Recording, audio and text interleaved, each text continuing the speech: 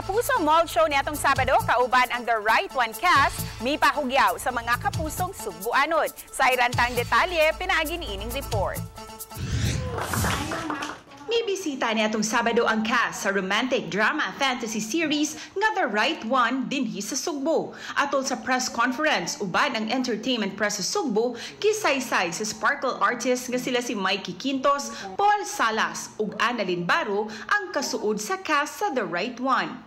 Ang maong serye nagsaysay sa istorya ni Liam nga gida ni Ruru Madrid, usa ka frustrated writer, kinsa gihatagan og kahigayunan nga masuwat pag-usab ang istorya sa iyang kinabuhi ug gugma pinaagi sa abag sa usa ka mysterious typewriter. Sa pangutana kung unsa nga bahin sa ilang kinabuhi ang gusto nilang usbon kung may kahigayunan pinaagi sa usa ka mysterious typewriter, I hope na abangan ninyo may dagan pa kayo twist sa akong characters. Excited akong makilala ng mga kapuso natin kung anong yung ibang side ni Via. Magkaiba talaga yung story. Hindi ako kontrabida dito, hindi rin ako iba siya.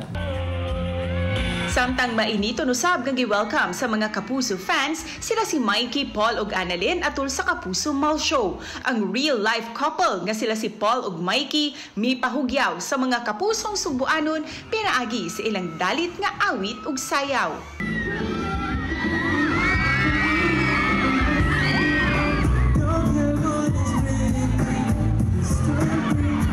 Mainito nusab nga gihangop ang proud bisda nga si Annalyn Baro. Kauban si Clarence Gabutin, Cecil Kibod Castro, GMA Regional TV Live.